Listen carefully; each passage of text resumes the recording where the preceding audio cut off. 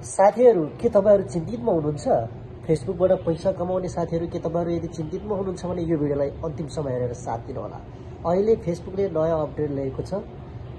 पहिला AIDS reels को option देखाउँथ्यो भने अहिले एड्स रिल्स को अप्सन देखाएको छैन। किन देखाएको छैन भने अहिले चाहिँ जुन कन्टेन्ट मोनेटाइजेसन टुल्स भन्ने एउटा चीज आएको छ नि, त्यो चीजमा चाहिँ सबै चीजहरु तपाईको सेटअप गरेको छ भने तपाईहरु आतिनु पर्दैन।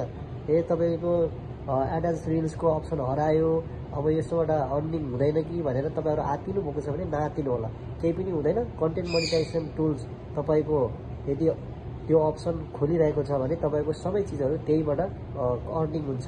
फोटोबाट, ट्याग्सबाट, भिडियोबाट, रिल्सबाट सबै पैसाहरु चाहिँ तपाईको कन्टेन्ट मोनेटाइजेसन टुलभित्र देख्न सक्नुहुनेछ। साथीहरु तपाईहरु नआतिनु होला है त। फेरि ल के भयो भनेर आतेर यता र उता गर्छला र हैन, फेरि गडबड होला हैन। साथीहरु मेरो पनि त्यस्तै भएको थियो, के भएको होला यार, हिजोसम्म मात्रै एड्स रिल्सको अप्सन थियो, आज छैन, के भएको होला भनेर म पनि यताउता आतेर हैन यसो युट्युबमा गएर सर्च गरेर हेरेको, कुनै पनि अपडेट आएको छैन हिजोसम्म हैन।